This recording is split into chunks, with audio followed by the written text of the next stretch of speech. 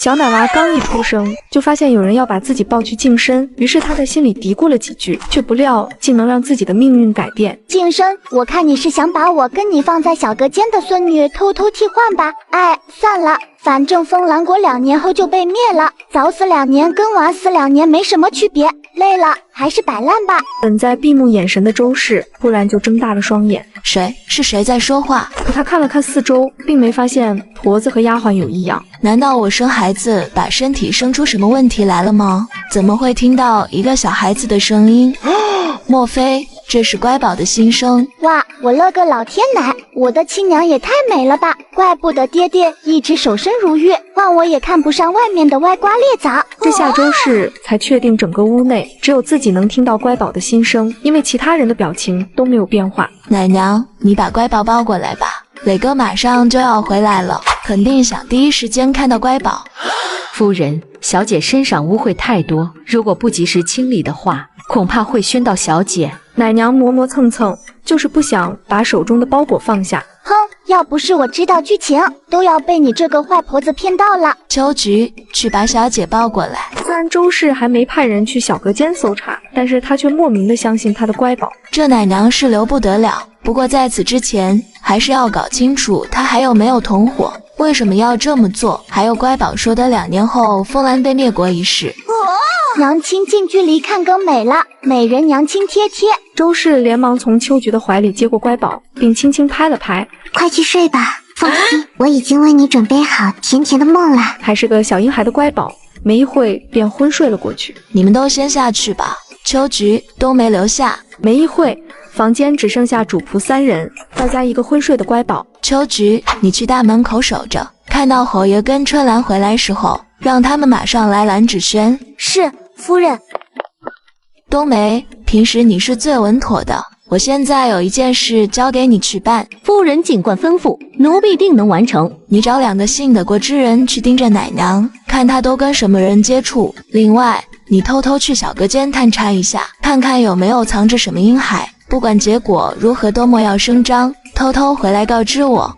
夫人放心，冬梅立刻去办。随着冬梅悄悄地退出屋内，紧接着一阵脚步声伴随着爽朗的笑声传到了周氏的耳边。夫人，快让我看看我们的乖宝。周氏连忙在嘴边比了个虚，江磊才轻轻地走到床铺旁边，看向周氏怀中抱着的小婴儿。磊哥，今天刚生产完，我不知道是不是出现幻觉了，我竟然听到了乖宝在说话。玉玉，你别怕，我这就进宫请太医令前来。磊哥，你听我把话说完。我虽然听到了乖宝的声音，但发现乖宝没有张嘴，我觉得我可能听到了乖宝的心声。当周氏说出了自己的猜测，直接就把官居一品的镇北大将军给震惊住了。什么？乖宝的心声还会预知未来？确定吗？乖宝说奶娘把自己的孙女放在小隔间，想趁乱把她跟乖宝替换。我已经叫冬梅去查了。找死！江磊一掌拍下床沿，正好把睡梦中的小奶娃给震醒。他一睁眼就看见床边站着一位身材高大、腰背挺直、一身黑色锦袍的中年男人。这就是爹爹吗？跟仙女娘亲还真是般配。江磊突然听到一声奶呼呼的小奶音，忙跟周氏对了个眼神，确认他们夫妻俩都能听到乖宝的心声。就在这时，冬梅走了进来。秋菊，带小姐去乳母处喂奶。是。夫人。待秋菊抱着乖宝离开后，冬梅才开口说道：将军，夫人，小隔间的确偷藏着一名刚出生的小囊子。知道了，冬梅，你去外面守着。好的，夫人。看样子乖宝说的都是真的，奶娘真的想用自己的孙女来替换我的乖宝，无可饶恕。玉玉，你刚生完孩子，切勿动气，这件事交给我来处理就行。另外，乖宝还有说别的事情吗？乖宝说2年后风兰会被灭国。听到此话后，江磊立马陷入了沉思。窗外的风轻轻吹过，树叶沙沙作响，而他仿佛置身于另一个世界，完全不受外界干扰，专注于自己的思绪之中。玉玉，这事必须要告诉皇上。可是周氏内心十分纠结，他怕乖宝会因为这未知的能力遭受到伤害，更怕风兰帝就此把乖宝扣押起来，此生都不得再见。你放心，我跟皇上从小一起长大，虽然我年长几岁，但亲如兄弟，他绝不是这样的人，我可以保证。周氏缓缓地点了点头。另外，要是乖宝的新生真的可以预知未来，那风兰2年后就要灭国，不管是被谁灭的，都不会放过我们。毕竟我是风兰唯一的大将军。磊哥，你的想法是对的。既然上天派了乖宝来提醒我们，我们一定要把握住机缘，避免2年后的灾难。我就知道夫人最懂我，现在我就去宫里告知皇上这件事。望着江磊匆匆离去的身影，周氏紧紧捏着衣角，眼底弥漫着不安。希望皇上不要辜负磊哥的信任。第二天，乖宝在摇摇晃晃中清醒过来，他努力地伸长脖子，想看清楚现在所在何处。乖宝，我们正在坐马车前往皇宫的路上，我问过太医令了，虽然你刚出生2天，但是你身体健康，出来放放风也没关系的。皇宫，我勒个老天奶，我出息了，竟然能去皇宫1日游了。马车在父女俩心潮起伏中驶入了皇宫门口。臣参见皇上。哇，家人们，我见到了活生生的皇上，看看这腰，看看这大长腿，看看这气质，果然皇上不是一般人能当的。爱了爱了，帅大叔，看到我渴望的小眼神了吗？快贴贴，以后我也是跟大佬贴贴过的人了。风兰帝傅景志听着耳边叽叽喳喳的小奶音，咧嘴笑出了声。磊哥，这就是你家刚出生的乖宝，来，让朕抱抱，沾沾喜气。说罢便伸手抱过乖宝，而他的视线快速地转了一圈，发现店里的太监宫女脸上都没有任何表情。看样子乖宝的心声也不是所有人都能听到，过几天就是太子的生辰，不如在宫里大办一场，顺便探查一下有没有大臣也可以听到乖宝的心声。我勒个老天奶，我竟然被皇上抱在怀里了！决定了，今晚回去不洗澡了。按照预知，未来风兰国会在2年后灭国，但上天还是没有完全放弃我们，不然怎么会派乖宝来拯救我们？帅大叔在想什么呢？这么严肃，莫非……风兰帝赶紧竖起自己的耳朵，生怕自己漏掉一个字。皇帝只不过想抱下小奶娃沾沾喜气，哪料到小奶娃却突然爆了一个大瓜。莫非帅大叔已经发现罗才人怀的孩子不是自己的？他跟我三哥一样，头顶绿油油的大草原。什么？罗才人竟敢给朕戴绿帽子！帅大叔不愧是皇上，这么隐蔽的秘密都能发现。就是不知道帅大叔有没有发现，奸夫就是禁卫军副统领汪勾带，勾带，他不狗带谁狗带？风兰帝耳边全是乖宝那魔性的笑声，脸都变得扭曲起来。因为禁卫军只属于风兰帝，属于心腹中的心腹，可现在让他头上绿油油的却是禁卫军副统领。景德明，奴才在。罗美人最近怎么样？早上罗美人请了太医，好像身体有些不适，太医让罗美人静养几天。摆驾翠微宫。随后一行人浩浩荡荡地往翠微宫走去。就在离翠微宫还有一点路程的时候，风兰帝突然下了銮舆，抱着乖宝站着一动不动，不知道在想些什么，这把乖宝急得哇哇大叫。咦，帅大叔怎么下轿子不动了？难道弦月又不想去了吗？这可不行，我要去看热闹。乖宝使劲朝着翠微宫的方向伸出胳膊，希望帅大叔能看明白他的意思。看热闹，看样子现在去翠微宫还能上演一场捉奸大戏，而且这场热闹的主角之一不是自己，想想也太完美了。想着这些时，风兰帝突然就瞪了一旁的江磊一眼，整得堂堂大将军一脸懵。这老小子的运气永远那么好，不仅娶到一见钟情的小娘子，如今又多了个香香软软的乖宝。最重要的是，以后京中还有什么八卦是这老小子不知道的，真是人比人气死人，必须再瞪他一眼。皇帝瞪我2眼是什么意思？就在江磊疑惑时，小奶娃开始在心中催促风兰帝：快冲呀！这么精彩的热闹可是看一次就少一次的呀！走吧，去翠微宫，还有全体保持安静，不必提前通传。太棒了，又有热闹可以看了。不枉我坐了那么久的马车来皇宫1日游，帅大叔真是太善解人意了。可没想到这么善解人意的帅大叔，最后结局却是如此的悲惨。到底怎么悲惨了？你倒是说呀！风兰帝在心里着急的无能狂怒。京城被攻破前，帅大叔是有机会逃走的，可是他义无反顾的选择留下来跟风兰共存亡，结果被北厉太子绑在木桩上，割肉离骨，砍断四肢，最后割断喉咙，在城门上暴尸10天，惨呀，实在是太惨了。风兰帝冲姜磊示意了一个眼神，多年的默契让姜磊瞬间明白了其意思，把即将脱口而出的不忿重新压回心底。没一会，众人就溜达到了翠微宫门口。门口2个小太监看到风兰帝刚想大声提醒里面的罗美人，就被瓜子一掌就打晕了。不愧是风兰唯一的大将军，爹爹威武！大将军为何要把门口小太监打晕？此行莫非不是来看望罗美人，而是另有目的？能在宫里混到风兰帝身边的，绝对没有一个会是蠢人。于是大家都心照不宣地保持不语，默默跟在皇上身后。当众人跨入翠微宫大门，依稀能听到主殿里传来的男女嬉笑声。哇，赶上了，赶上了！这可是书中的一场大戏。什么大戏？乖宝，你倒是快说啊！汪狗带知道罗美人怀了自己的孩子，于是打算鹊巢鸠占，把帅大叔的皇子们一个个给除掉了，只留下自己的亲生子继承皇位。要不是2年后被北厉、西凉联合攻打风兰，致使风兰灭国，他的计谋说不定还真能成功。毕竟灭国前，3皇子和4皇子都被他除掉了，连太子也被他下毒，一朝小小的风寒最终演变成了痨病，加上爹爹跟柔妃娘娘被人污蔑，直接影响到了2皇子，5位皇子只剩下背景最弱的5皇子了。风兰帝跟姜磊对视了一眼，乖宝这次透露出了不少信息。首先，风兰是2年后被北厉跟西凉一起灭的。其次，太子身边有人被收买给太子下毒。此时的风兰帝双目微眯，泛着深冷的杀意。一群不知死活的家伙。随着他们越走越近，殿内的调笑声也越来越大。风兰帝只是一个眼神，姜磊就明白了其中意思，直接一脚踢开了殿内紧闭的大门。注意看，这一对男女正想要行苟且之事时，大门突然就被人一脚踹开。大胆，谁让你们推门的？是朕让的，你有意见吗？众人身后缓缓走出来一个明黄色的身影，吓得罗美人和汪勾带瞬间跪倒在地。是你有意见，还是你有意见？皇上，是汪父统领强迫臣妾的。汪勾带尽管很愤怒，但顾及到罗美人肚子里的孩子，他只能咬了咬牙，闭着眼并未反驳。不愧是后宫美人，哭起来这叫一个梨花带雨，要不是我知道剧情，都要被你骗过去了。哎，这演技不去当戏子太可惜了。听着乖宝的心声，风兰帝和姜磊内心想了800遍伤心的往事，才压下了上弯的嘴角。你们2人只要谁说出对方更多秘密，就可以成为活着的那人。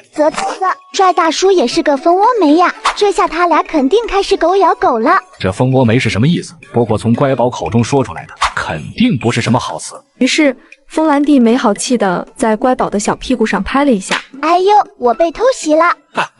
有本事等我长大呀，咱们1对1比划比划。现在偷偷摸摸打我屁股，算什么英雄好汉？好气！我这当爹的都舍不得打乖宝，皇帝老儿，你太过分了！就在这时，皇上，臣妾知道让皇上失望了，臣妾不求别的，只求皇上让臣妾把肚子里的小皇子生下来，让他见一见这世界的美好。怪不得到灭国都没被人发现，他在帅大叔头顶上种了一片大草原，原来是这茶言茶语说的太溜了，一般人都顶不住，恐怕帅大叔也会心软了吧。朕在乖宝心中就这么愚蠢吗？随后风兰帝盯着罗美人悠悠地说道：你以为朕不知道你肚子里的是谁的孽吗？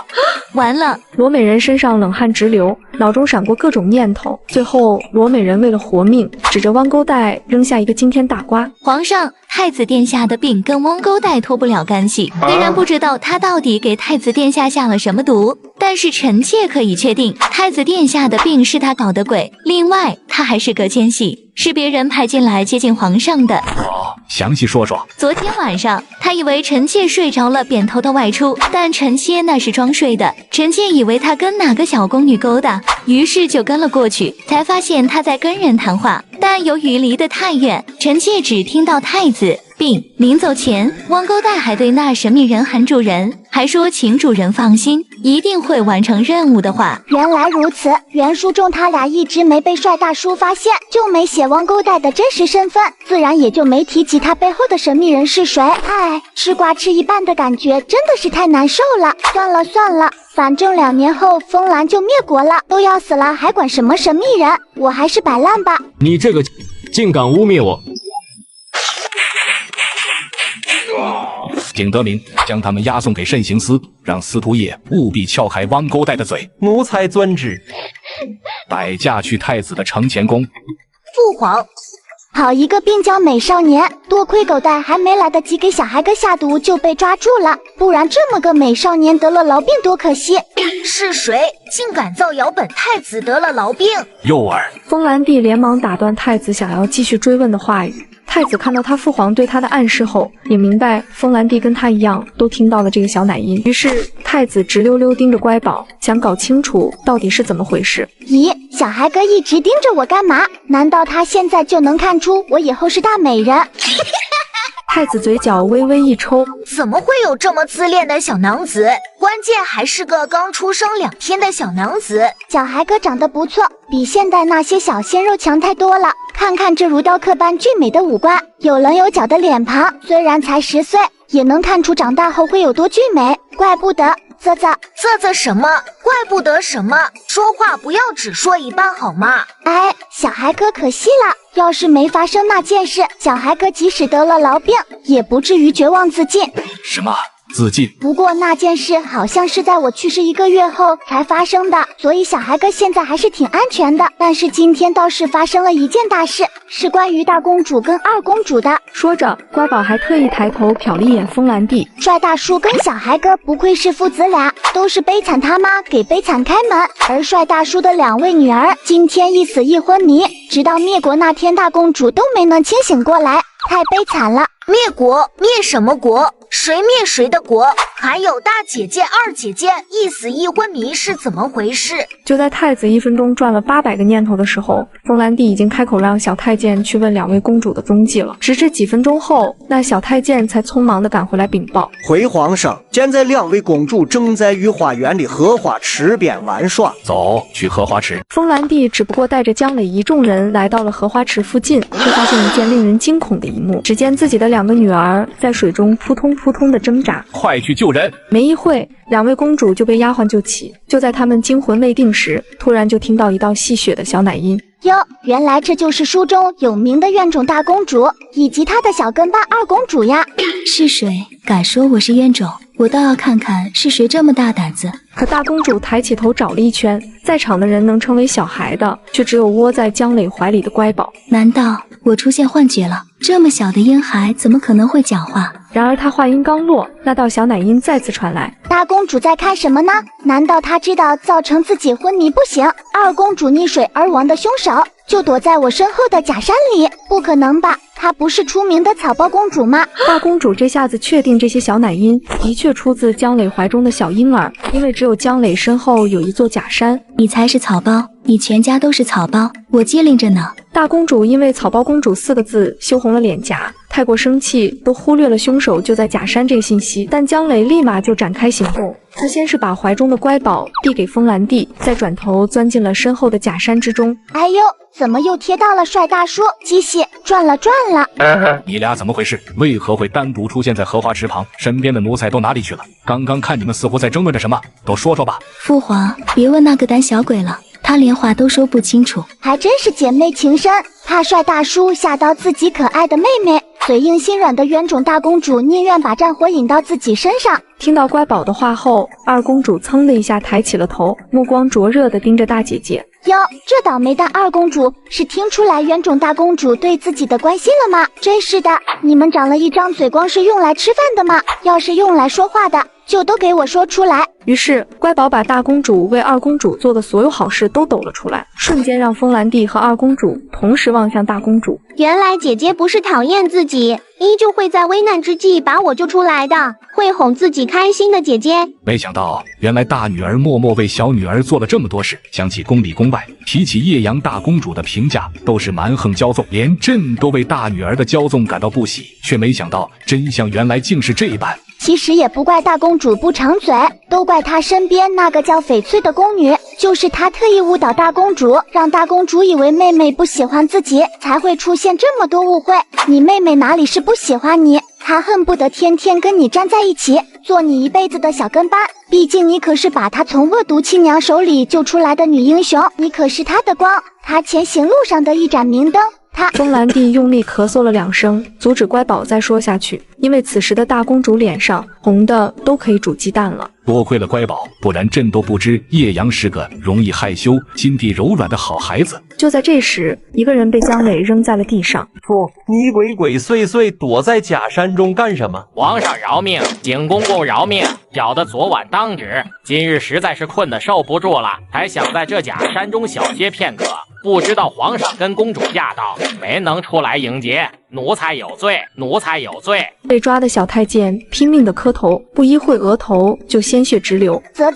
这皇宫难道是演员培训班吗？看看这一个个的演技，前有罗美人，后有小太监，要不是你用石子打在二公主的腿上，她怎么会无缘无故掉到荷花池里？大公主也不用为了救妹妹而跳下荷花池。原来如此，你们早就知道大公主一直关心着妹妹，所以故意设了这个局，让大公主知道花美人又跑去骚扰二公主。大公主自然十分气愤妹妹的包子属性，但是也不愿意在奴才面前跟妹妹争论，因此自然会赶走两人身边的奴才，正好让你们有机可乘。背后的人真是太可怕了，把所有的一切都算到了。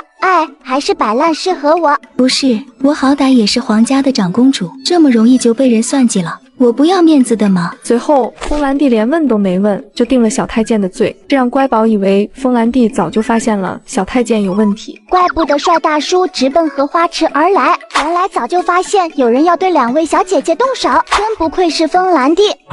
又让朕白捡了一次功劳，不知道朕在乖宝心里的形象是不是又高大了几分？皇上饶命，皇上饶命！小太监只是一味的磕头，不停的说着饶命。这题我知道，他们就是想造成混乱，趁宫中大乱的时候，可惜我还不会说话，没办法告诉你们，只能说太惨了，实在是太惨了。趁宫中大乱的时候做什么？小祖宗，你倒是快说。看父皇的意思，并不想让刚出生几天的小妹妹知道，我们能听到她新生的事。也对，这么奇异的事，要是说出来以后，就再也听不到了。父皇，这个小妹妹是谁啊？这个是乖宝，是姜磊大将军的幼女。原来是乖宝呀，太可爱了，真想经常见到小乖宝。经常看到，那岂不是说我可以经常来皇宫一日游了？我了个老天奶呀，这是什么神仙姐姐？你要是这么说，我可真是太愿意了呀！短短半日就让我吃到了这么多瓜，皇宫简直就是瓜田集中地，还能近距离观察演员的表演，我太爱了。大公主几人听着乖宝丰富的内心活动，全都咬紧舌尖，才能确保自己不会喷笑出声。可惜宫中实在是太不安全了，我们身为公主，都有人想着我们于死地。乖宝还是个小宝宝，还是少点到皇宫来。说的也是，虽然他们这次没成功，但他们是不会放弃的，一定还会想办法引起混乱。看样子以后不能愉快的进出瓜田了。虽然遗憾不能经常进宫吃瓜，但人美心善的小姐姐本意还是为我好，怕我有危险，不愧是冤种大公主。哼，这冤种公主谁爱当谁当，反正我是不要的。就在这时，小太监趁众人不注意，猛地一头撞到假山上，顿时没了气息。请皇上恕罪，是我大意了。请皇上恕罪。都起来吧，不怨你们，是朕疏忽了。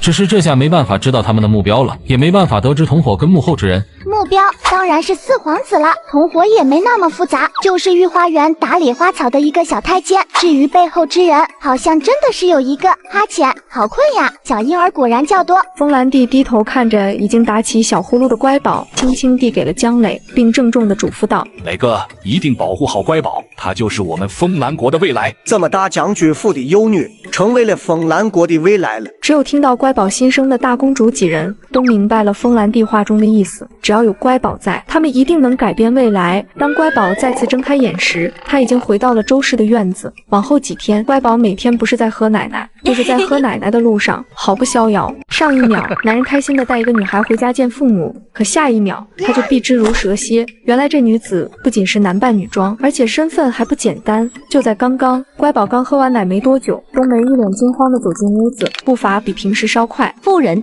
大少爷回来了。回来了就回来了，何必如此惊慌？大少爷他带回来了一名女子。什么？娘，我回来了。只见屋外走进来一名少年，身形心长，乌发浓稠如墨，双眸狭长，唇色嫣红。哇，这又是哪里来的翩翩少年郎？一睡起来就有眼福，我真是太幸福了。少年进屋的脚步踉跄了一下，抬眼扫射了一下四周，神情有一瞬间的惊愕。周氏低头一看，刚刚呼呼大睡的乖宝已经睡醒了，正睁着大大眼睛，一直往门口瞟。风儿，看看娘刚生的小妹妹。风儿，莫非就是号称玉面小将军，我的大哥哥江明峰？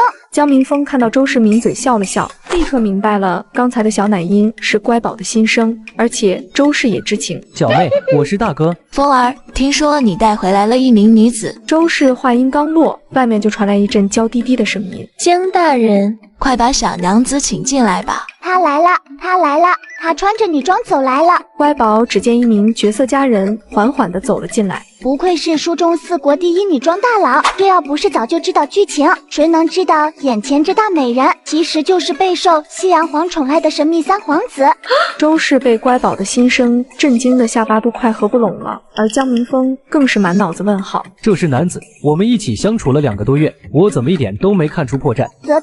不愧是大佬，一举一动、一颦一笑都毫无破绽。此时的乖宝没看到周氏跟江明峰复杂的表情，他现在正处于兴奋中。要不是对大哥哥爱而不得，穆思妍这个女装大佬也不会黑化疯批，姬良也不会同意北利一起攻打风兰，风兰也不会因此灭国。听到此话，江明峰脑子一片空白，眼神一瞬不瞬地盯着乖宝，脸上则是露出难以置信的神色。周氏理解江明峰此刻的心情，默默地对着他点了点头。这一动作却被穆思妍看在眼里，他有些不明白周氏此刻的行为，于是他悄悄地往江明峰身边靠了靠。江大人，他逃，他追，他插翅难飞。听着乖宝魔性的笑声，江明峰目光呆滞，又看到还偷摸往自己身边蹭的穆思妍，他浑身打了一个冷战。我想想，大哥哥是什么时候知道穆思妍的真实性别的？哦，对了，好像是过几天他俩一起喝酒，醉酒后的穆思妍再也压抑不住自己的感情，突然向大哥哥表明心意，不料被大哥哥发现了他女装大佬的身份，从此开始了2年的你逃我追的剧情。直到2年后，穆思妍发现大哥有了心爱的小娘子，彻底黑化疯批。他哪里知道，所谓心爱的小娘子，只不过是大哥哥希望他能彻底死心编的一个谎言而已。江明峰神色变幻，思妍，你一路上辛苦了，先去休息吧。好的，江大人，周夫人，那我先告退了。周氏温和地对穆思妍点了点头。冬梅，乖宝该饿了，带小姐下去喝奶吧。光顾着看女装大佬，肚肚确实饿了。随着冬梅把乖宝抱去隔间，屋内瞬间只剩下母子2人。母亲，刚刚小妹说的是真的吗？是真的，我跟你爹爹验证过了。随后，周氏把最近的事情一桩桩的仔细跟江明峰诉说着，直到天色渐暗，周氏方才讲完。这么说来，小妹现在是我们最大的依靠。风儿，那个穆思妍，你打算怎么办？此事先不要打草惊蛇，等我明日随父亲一起进宫，同皇上商量一下再做决定。第2天一大早，江家2父子便一起进宫，没人知道3人商量了什么。直到夜幕降临，江家2父子才回到府中。不过江明峰却对穆思妍比以前多了一丝亲密。乖宝，今日是太子生辰，皇上特令所有5品以上官员携带家眷进宫赴宴，你开不开心呀？又可以进宫吃瓜了，尤其这次还有那么多大臣在场，我记得很多人身上都有大瓜。呜呼，又是开心的一天。随后，周氏抱着乖宝跟3儿子坐在马车上，江磊和大儿子骑马走在马车前面，马车很快驶进了皇宫门口。哇，这就是皇宫举办的宴会呀，好气派啊！一个小奶音瞬间在众人耳边响起，大家纷纷抬起头寻找声音的来源，而江家父子俩则默默观察着众人。大家都在找什么呢？莫非这宴会还会给特殊的奖品，但需要自己动手寻找？那我可要好好瞅一瞅了，毕竟我江乖宝可是天道亲闺女，运气肯定好的不能再好了。江乖宝，众人纷纷把目光转向宴会厅门口，发现江大将军的夫人怀中抱着一个小女婴。难道刚刚说话的是这个还不满1月的小女婴？众人心中都涌现出荒谬的念头，毕竟小奶婴说自己姓江，而这次宴会只有大将军一个江姓。哇，这个大叔好有气质，只比爹爹和皇上帅大叔差那么一点点。站在旁边的江磊得意地瞟了一眼四周，闺女说我最帅。据他刚刚的观察，5品以上的官员大多数都能听到乖宝的心声，女眷那边也差不多，除了几人面色毫无改变。于是他使了个眼神给周围的同僚，能在偌大的风兰国成为5品以上官员的人，就没有一个是笨的，瞬间都明白了江磊的意思。怪不得这次太子生辰会办得如此盛大，原来醉翁之意在江家新降生的小娘子身上。大叔，抱抱。这时的乖宝不停地往一边探去，姜伟无奈，只得带着乖宝往宋锦行方向走去。乖宝，这是太傅宋大人，太子的老师。什么？这就是宋锦行？怪不得气质如此出众，就是结局太惨了点。风兰国数一数二的五品官员们立刻都竖起了耳朵，毕竟谁不爱八卦呢？然而一道声音却突然传来：皇上驾到！乖宝只不过是一个刚出生的小奶娃，可他爹却迫不及待地带他去参加太子的生日宴，只因为他和风兰帝想要确认一件事。看样子朝堂之上也有人能听到乖宝的心声，就是不知道有几人有这样的机缘。众位爱卿，朕刚才看到你们都在闲聊，不知道都在聊些什么，可否说来听听？聊？刚刚哪里有聊什么？难道我又错过了什么？臣刚刚在向乖宝介绍太傅大人，我只是想知道乖宝口中更多的剧情，绝对不是为了听太傅的八卦。宋锦行光明正大的翻了个大白眼。虽然我现在还有些搞不清楚全部的状况，但80%状况已经摸清了。这场宴会就是为了甄别谁能听到江家小女婴的心声。至于这个心声有什么作用，目前我还没有看到。不过刚才听到小女婴心声的意思，似乎她对我很了解。对，宋锦行，他在风兰灭国后假意投靠北厉，甘愿被人误解，被人嘲笑，也要帮风兰皇室保留住一丝血脉。但他没有放弃复国的希望，最终他带着傅氏血脉成功歼灭北厉，夺回京城，宣布风兰复国。可惜30年的勾心斗角，让他的身体已经到达了极限。终于在复国后的第一个冬天，一个人悄悄地死在了城外的桃花林。哎，当初我可是被宋太傅骗了不少眼泪。全场众人的目光皆投射到宋太傅身上，佩服的、感动的、不忍的。可惜家人已逝，宋太傅到死都是孤身一人。呜！我长大以后也要找一位跟宋太傅一样的男子，一生一世一双人，3餐4季共黄昏。大家不知是被宋太傅的爱情所打动，还是被乖宝诗句所描写的情景所打动，所有臣子都陷入了沉思中。咦，什么情况？风兰国的朝臣好像都不太聪明的样子，怪不得随后被灭国了。当然爹爹跟宋太傅除外。大臣们被乖宝的心声气得牙痒痒。算了，反正2年后风兰就被灭国了。我这个小趴菜只适合摆烂，我爱摆烂，摆烂使我快乐。就这样，这场生日宴在听乖宝的八卦中结束。几天后，太子跟着姜磊来到将军府，见过伯母。太子给周氏行了个礼，随后望向周氏怀里抱着的乖宝。乖宝，这个玉佩送给你，喜欢吗？太子从风兰帝那里得知，如果不是乖宝预知的心声，他很快就会得痨病而死。他现在对乖宝充满了感激之情。太子，这太贵重了，乖宝不能要。给我了就是我的，谁也不许抢走，娘亲也不许。伯母，拿着吧，你看乖宝特别喜欢这块玉佩，对不对呀？乖宝，对，这么好看的玉佩，一看就很值钱，傻子才不喜欢。嘿，等我长大了，可以换好多糖葫芦吃。乖宝咂了咂嘴巴，似乎在品尝糖葫芦的味道，口水都流了下来。0岁小奶娃只不过流了口水，却遭到三哥的无情嘲笑。娘，妹妹流口水了，笑死我了。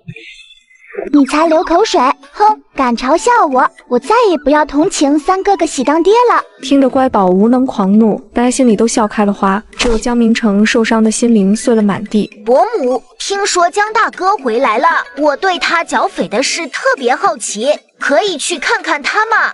太子哥哥不说，我这几天都要忘记家里还有位女装大佬了。如果以后他们知道这个小娘子是个男人，会不会社死？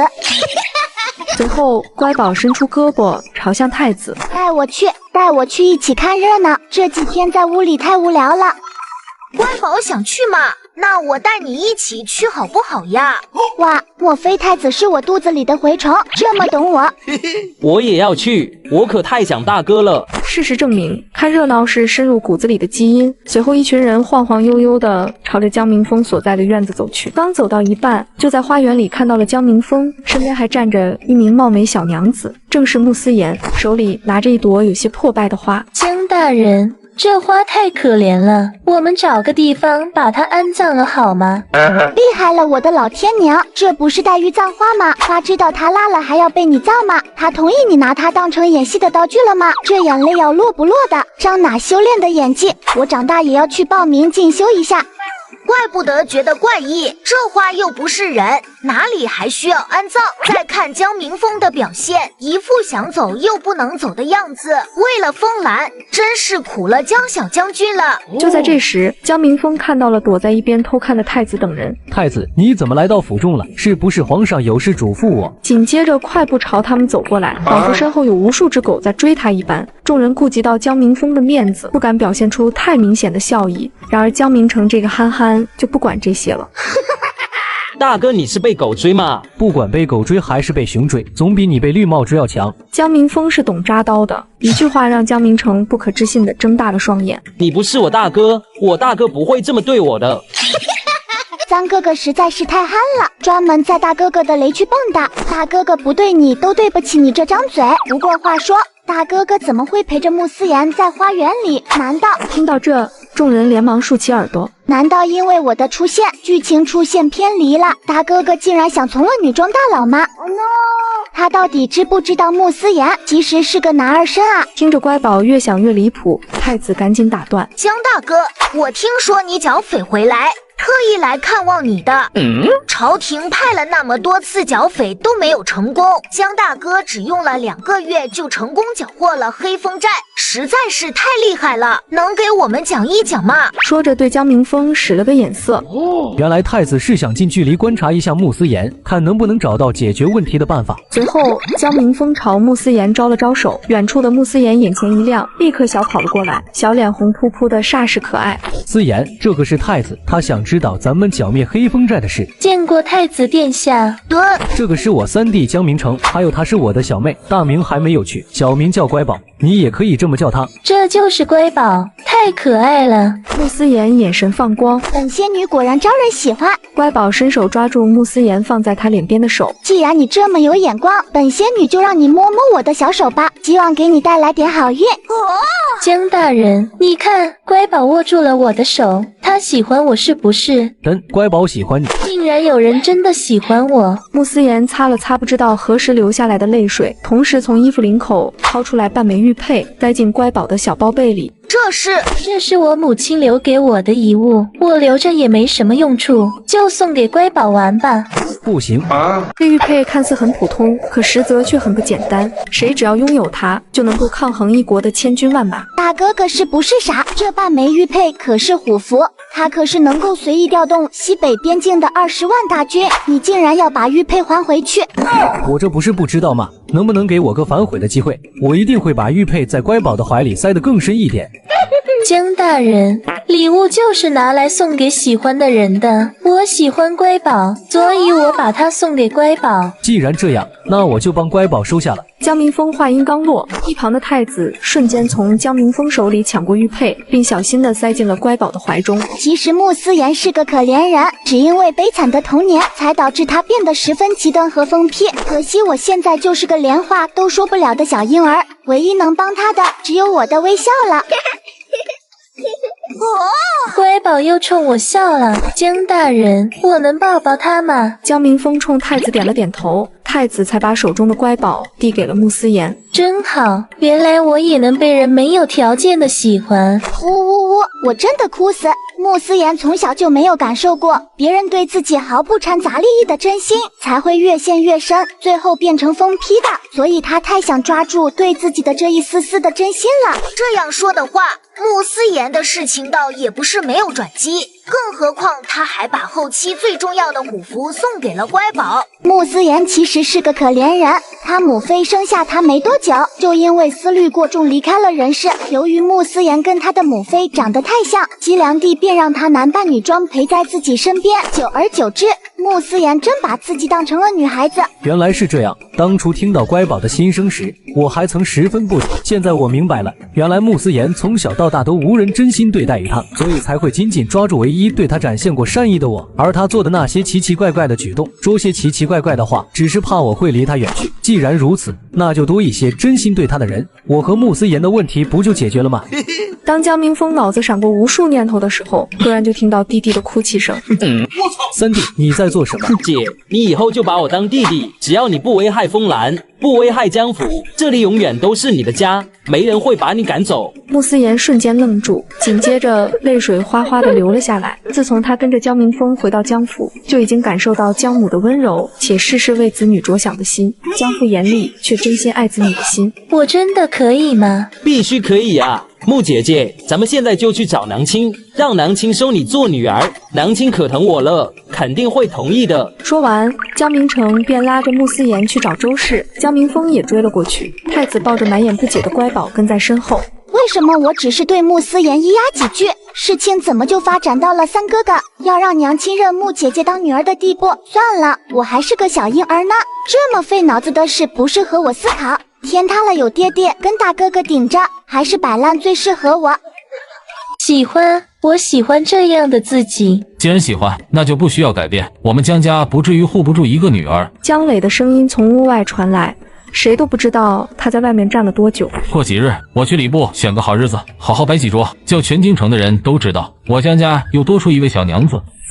娘亲，娘亲！三少爷，别喊了，夫人让你进去说。好嘞，谢谢春兰姐姐。你都15岁了，马上都能娶妻了，能不能改一改这招呼的性子？不然谁家的小娘子敢嫁给你？娘亲，这次是真的有大事要跟你商量。说吧，什么事？是不是又看好什么店铺生意不够钱了？这次可不是，娘亲。那你咋咋呼呼的来找娘亲，所谓何事？周氏看着被江明成拉着一起进来的穆思言，眼中闪过一丝疑惑，而江明成则把穆思言往周氏面前拉了拉。娘亲，你认穆姐姐当女儿吧。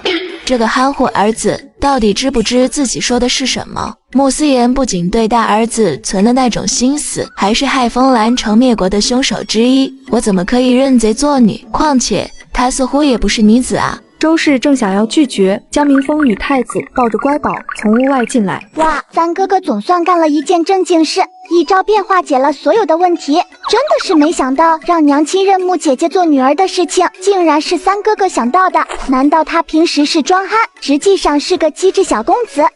没错，我就是这么机灵，我一出手就把大哥的事情完美解决了。看以后谁还敢说自己是憨憨？听乖宝的意思，既然也同意我收穆思言做女儿，这短短的时间里到底发生了什么？此时，太子和江明峰也都偷偷地朝周氏点了点头。虽然乖宝预言过灭有眼前之人的原因，但风儿太子都示意我认下穆思言，更何况听乖宝的意思，他也挺喜欢眼前的穆姐姐，那我先认下来，等后面没人时再问明原因便是。思言，风儿既然把你带回家，说明他已经把你当成了家人，那你愿意做我的女儿吗？如果你愿意的话，以后你就喊我娘亲，你就是我的女儿，江家的大娘子。不愿意也没关系，这里永远都是你的家，遇到什么困难，江家永远是你的后盾。夫人，穆思言抬起了一直低着的头，众人这才发现他早已泪流满面。紧接着，穆思言啪的一声跪在了地上。我的天，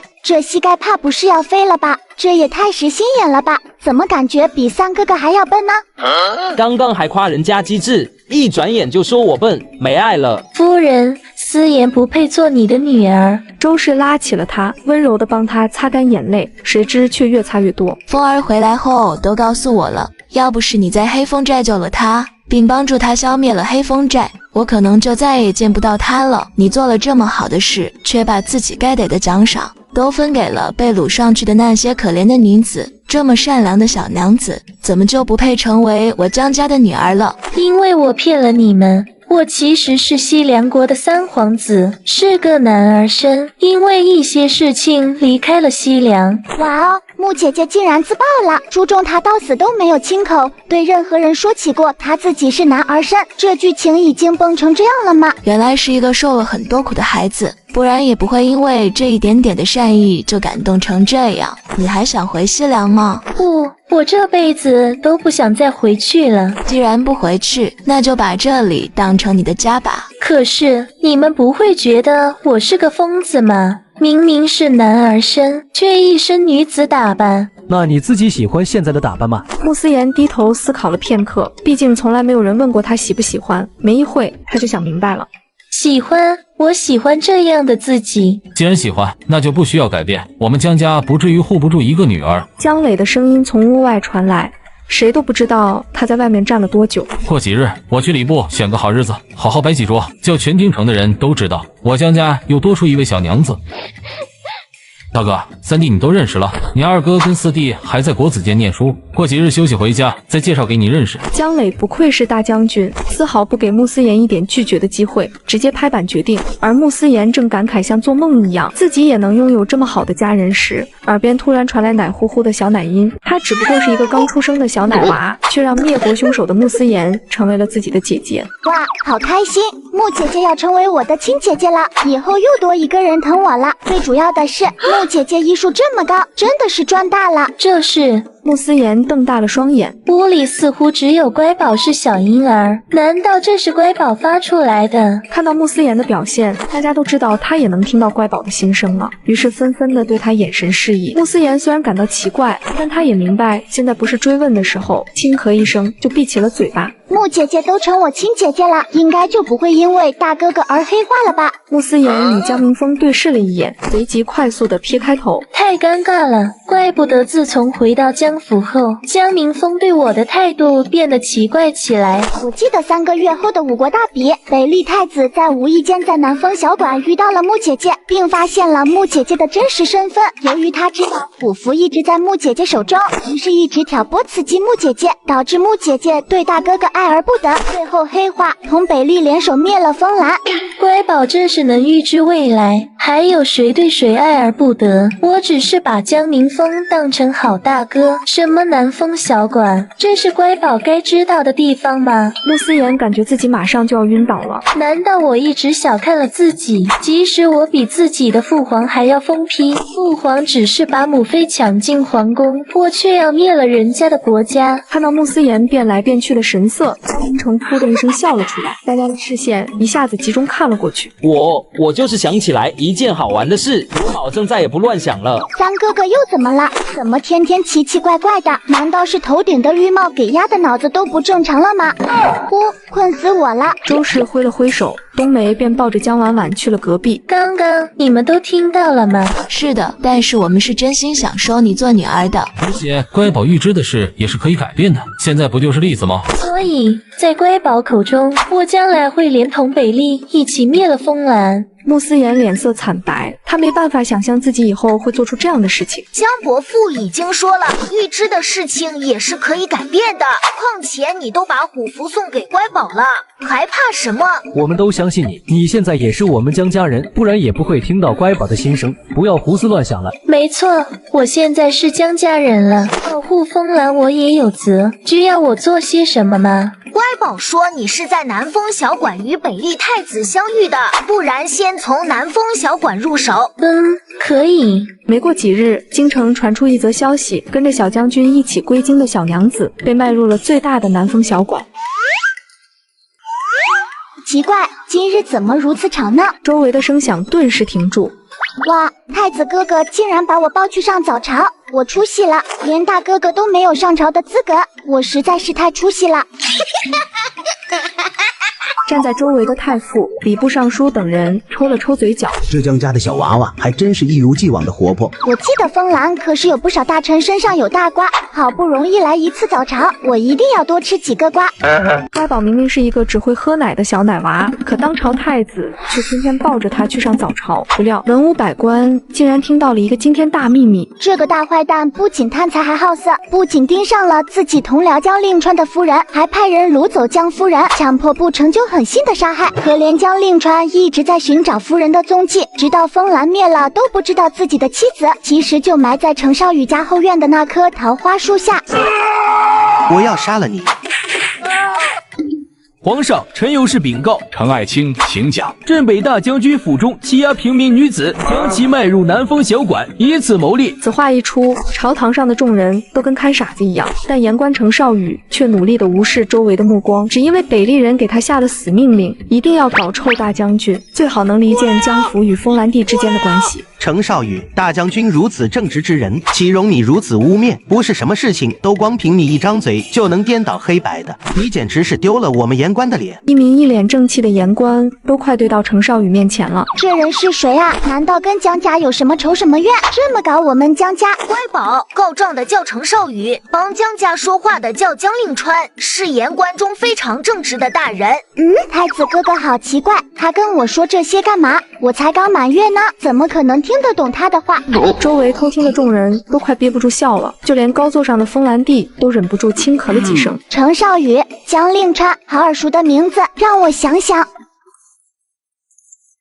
想到了，程少宇不就是北丽的那个狗腿子吗？他帮北丽暗地里做了很多损害风兰的事，好官被他冤枉下狱，坏官只要给他金银的，做的坏事都被他瞒下来了。原来是他这个大坏蛋！朝堂上能听到乖宝心声的官员都握紧了拳头，要不是怕乖宝看出端倪，他们早就上去群殴卖国贼了。这家伙表现的一副忠君爱国的样子，家里也穷的就差在衣服上打补丁，连宅子都是朕看他买不起赐予他的，还以为真的是一个一心为民的好官，原来都是他演出来的。风兰帝心里恨不得把他拖出去砍10次8次头，要不是有他这样的叛徒，风兰不一定会走到城破国灭的地步。这个大坏蛋不仅贪财还好色，不仅盯上了自己同僚江令川的夫人，还派人掳走江夫人，强迫不成就狠心的杀害。可怜江令川一直在寻找夫人的踪迹，直到风兰灭了都不知道自己的妻子其实就埋在程少宇家后院的那棵桃花树下。我要杀了你！江令川，你是不是疯了？我猜的又不是你。哇哦，江大人这是怎么了？难道我爹爹真的这么得人心吗？连说几句坏话都有人帮他出手，真不愧是我爹爹。听着这边乖宝自己脑补，那边的架已经被拉开了，程少宇身上脸上都挨了不少拳头，惨不忍睹。反观江令川那边也就袍子乱了一点。哎呦，果然大坏蛋在朝中不得人心，这偏架也拉得太明显了，不过干得漂亮。皇上，臣的夫人3个月前无故失踪，臣找遍了京中的大大小小的地方，就是不见踪迹。前几日有人偷偷告诉我，夫人早死于城府，被程少宇埋在后院的桃花树下。这几日我日夜调查城府，还发现程少宇暗中与北丽探子来往密切。皇上，江令川是嫉妒臣更得圣心，欲加之罪何患无辞啊！不能认，认了就是死罪。皇上，曾有人秘密状告程大人私下收回贿赂，臣经过一段时间的调查，已经掌握了一些证据。景德明，把程少宇交给慎刑司，另外问问司徒业，上次的事情查得怎么样了？端直。皇上冤枉啊！哼！另外禁卫军配合吏部查找城府，把赃银给朕找出来。臣遵旨。随后风兰帝看了江令川一眼，你跟着去吧，尽快把你夫人找回来。谢皇上。此时的吏部尚书偷偷摸摸的走到乖宝身后，并小声嘀咕道：也不知道这赃银被他藏到哪里去了，我偷偷派人却找了好久都没找到。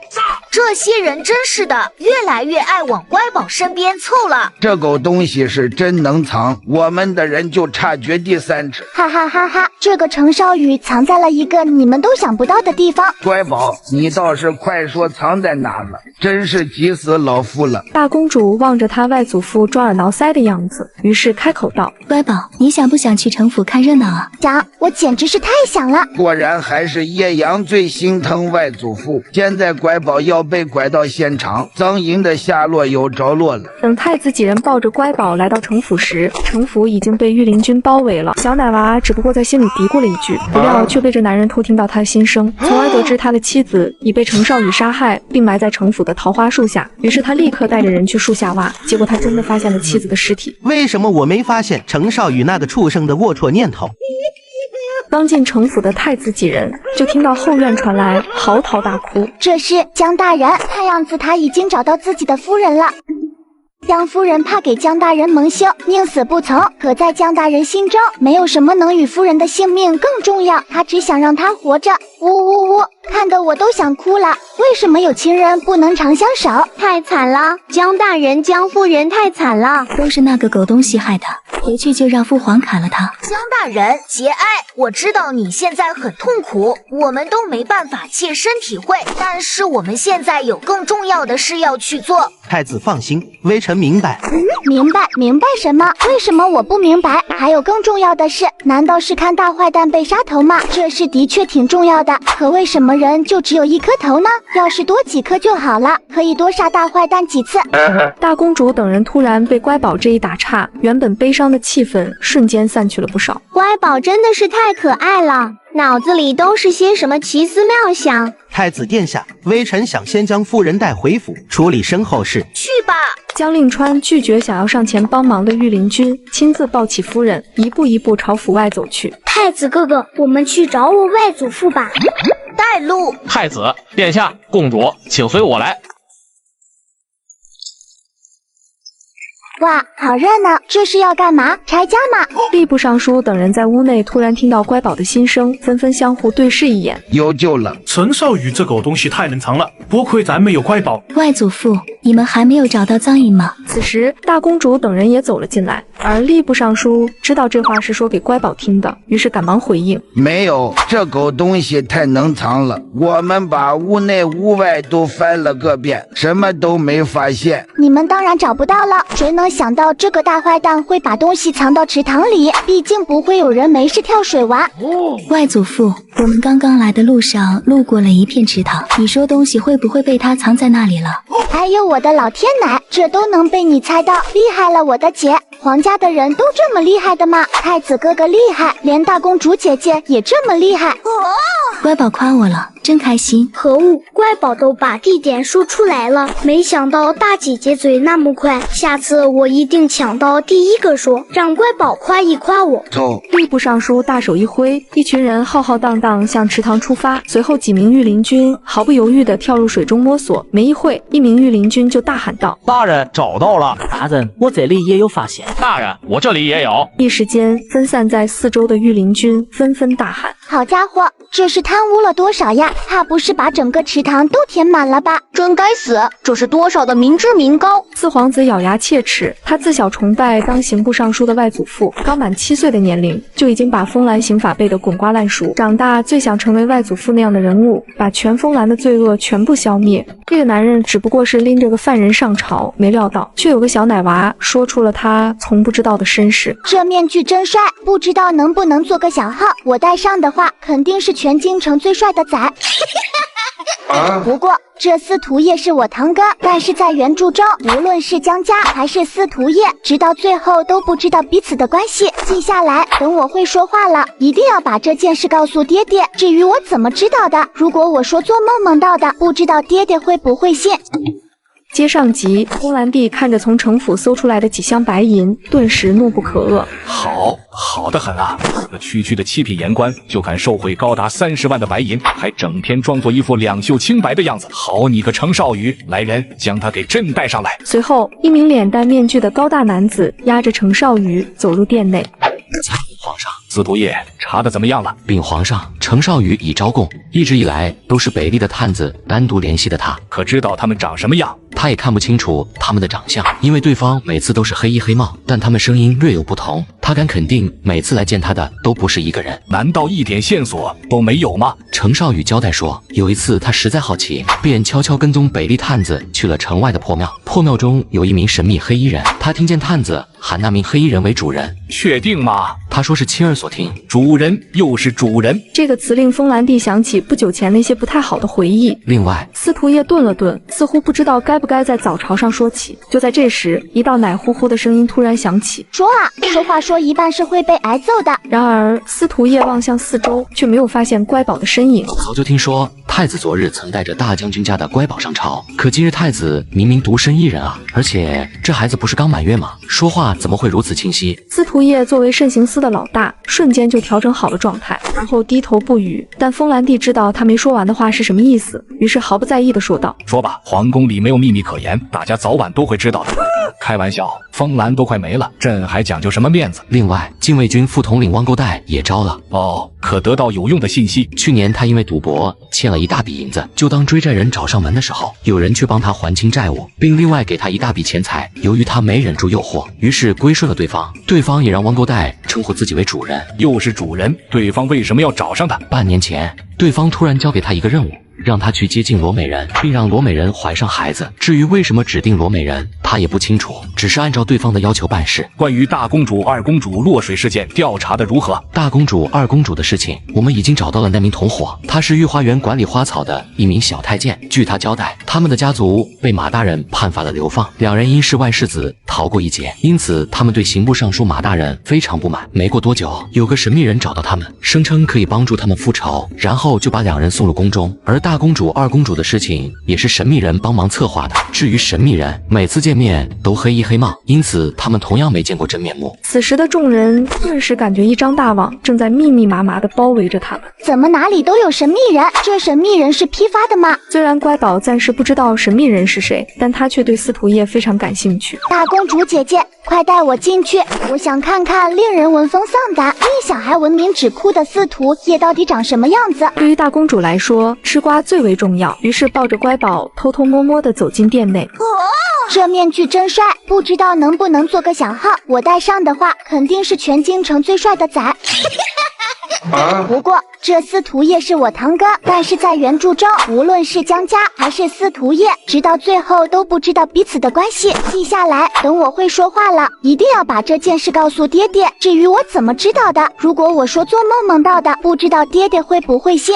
殿中不少与江磊交好的大臣都揶揄地看向他，但当事人已经震惊在了原地。堂哥，可是江家从来没有丢过孩子。不对，三弟妹的第一胎就是个男婴，可惜是个死胎。如果说司徒叶是江家的孩子，那只能是三弟的那个死胎了。司徒叶本来以为自己经历了那么多事，面对任何事都已经练就了心如止水的本事。当听到乖宝新生的时候，他沉寂已久的心突然猛烈地跳动起来。原来我不是孤儿，我也是有父母的，只是为什么他们要将我抛弃？司徒叶来回变换的脸色，因为面具的遮挡无人瞧见，但江磊的表情倒是让大家看了个清楚。不过风兰帝不想让他的家事被所有人围观。无事便先退朝吧。大将军司徒叶，你们跟朕来。叶阳姐姐，快跟上去！大型家庭狗血剧可不是天天都有的。还在磨蹭什么？这个女孩只不过带小奶娃回家，不曾想却遭到这个男子的责问。你谁啊？为什么会抱着乖宝？我都没单独抱过乖宝呢。完了，三哥哥没救了。这时候他是怎么做到犯憨的？我严重怀疑三哥哥是不是抱错了。接上集，自从乖宝透露出司徒叶是江家人之后，皇帝就把几人带到了偏殿。司徒，昨日大将军告诉朕，你可能是江家的孩子，你们跟朕说说，这到底是怎么一回事？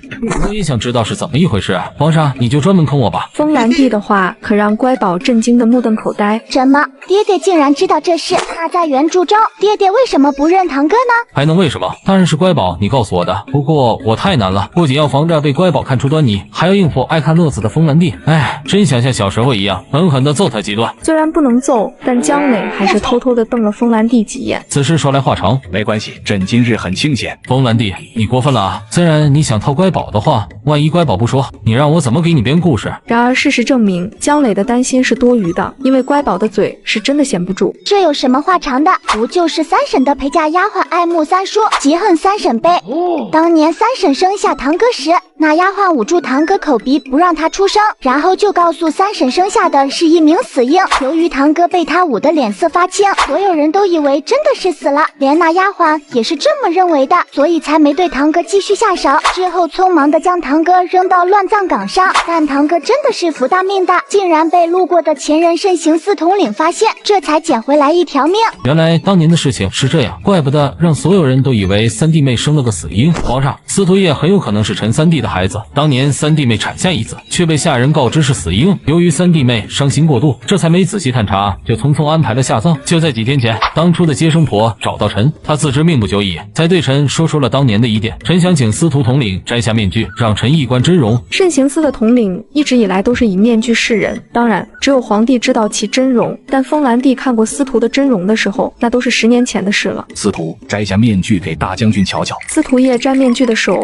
微微颤抖着，随后缓缓地拿开了一直戴着的面具。像，真的太像了，你肯定就是3弟的孩子。的确有7、8分像江三哥，怪不得我第一眼看到他时就觉得莫名眼熟。只是那时候司徒刚满10岁，比现在还要稚嫩许多。看着司徒抿着的嘴角，姜伟知道他心里有气，气他们为什么如此简单地弄丢了他。孩子，他们并不是不关心你，当年你娘亲刚生产完，一听闻你是死婴，她一口气没上来就晕了过去，后面更是愧疚的大半年才能下床走动。她总觉得是自己没有照顾好你，才会让你还没来及看一眼，这世界变去了。而你父亲当时正在外地帮太上皇办事，没想到你娘亲会早产，当他赶回来时，你已被下葬。于是隔天，你父亲便向太上皇请辞了官职，他觉得要不是他出门办事，你便不会早产离世。如今你父亲与母亲至今无子嗣，不是他们要不了，而是他们不想要，怕有了别的孩子会把你忘记。原来真相竟是这样。天呀，为什么我周围的人一个比一个惨啊？怪不得我从来没见过三叔三婶。呜呜呜！殿内众人都眼眶泛红，这就是父母对孩子的爱，比任何言语都要生动。可以去看看他们吗？虽然司徒叶在心里已经原谅了父母，但20年以来从未喊过的2个字，陌生的让他不知如何开口。皇上，去吧，帮朕给江三哥带声好，告诉他朕很想他，很想以前那个意气风发的江三哥。臣遵旨。堂哥回来了，那三叔三婶就不会在未来京城被攻破之时引火自焚了吧？真好，原来我的到来真能改变剧情，希望三叔三婶以后能开心快乐。随后，姜磊带着司徒叶骑马往姜家赶去。当大公主抱着乖宝来到时，姜家众人都集中在了会客厅，而司徒叶正在温柔地给一个女人擦眼泪，站在另一侧的男人则是紧紧握住自己的手，很显然他内心很不平静。你就是姜三叔吗？你们长得真的很像啊。你谁啊？为什么会抱着乖宝？我都没单独抱过乖宝呢。完了，三哥哥没救了。这时候他是怎么做到犯憨的？我严重怀疑三哥哥是不是抱错了。梅香，我凭什么把夫君跟你分享？凭你长得比我丑，凭你皱纹比我多，凭你身材没我好嘛？你。接上集，司徒叶回到姜家认亲，喜欢摆烂的乖宝非常开心，真开心！我的堂哥回来了。但是他们到底知不知道这一切都是三婶那个陪嫁丫鬟搞的鬼啊？听到乖宝的心声，姜三叔等人并没有表现出震惊之色，因为姜磊早已把乖宝的神奇之处以及他吐露出的讯息告诉了他们。但在乖宝面前，所有人都得要演戏。大哥，那产婆对你说，当初孩子生下来是正常的，结果丫鬟一接过去，没一会就说是死婴了，是这样吗？是的，产婆说她不敢多管闲事，怕惹祸上身，直到知道自己时日无多，又一直遇不到你，才找上门来告知我。玉儿，你可还记得当初是谁从产婆手中接过孩子？当时太乱，我不记得了。但好在咱们并未迁怒于他们，他们现在都还在家中伺候呢。你去把所有的婆子都叫到院中。是。没一会，所有的婆子都来到了院中，看着依次站好的婆子，江州目光一沉。你们来之前，应当也听说了，当初有人故意说我儿是死婴，如今我儿已经找回来了，但作恶的人不可能就这么放。江家三爷的气势一出，10几个婆子里明显有一个抖了一下身体，虽然他极力隐藏，但一直盯着他们的江州却发现了异常。抓住你了，不过戏还要演下去，绝不能让乖宝怀疑当初在屋内伺候夫人生孩子的往前站一步。随后4名婆子就站了出来，谁接触过公子的站前一步。然而这次却没人有任何动作。我知道时间有些久远，不过你们尽力回忆一下，当初自己的身边都有谁，在干什么？想起一条线索，奖励10两。江州话音刚落，就有一名婆子站了出来。三爷，奴婢当时是站在门口的，奴婢的身边是银杏。没错，三爷，奴婢当时是站在竹影身边，奴婢记得站在奴婢前面的是兰心。对，兰心在帮夫人擦汗。那他呢？江州指向4人中一直保持安静的人。梅香，好像公子就是他去处理的。哇，三叔不费吹灰之力就把坏丫鬟抓出来了，真是太棒了！大家都这么厉害，太适合我摆烂了。随着江磊挥了挥手，很快院内就只剩下梅香。为什么？我对你还不够好吗？你为什么要这么对我？呵呵，对我好，对我好，你为什么不肯让三爷收了我？你拒绝夫人的那天，我就在门口伺候，你们说的话我全听到了。你明明都怀孕了，明明夫人都说让你替三爷收了我，你为什么就不同意？既然你让我失去了朝思暮想的三爷，那我也让你尝尝失去满心期待的儿子。没想到这小崽子命真硬，这样都没死。梅香自知今天难逃一死，索性就把自己心里话都说了出来。江州忍无可忍，直接一脚踹飞了他。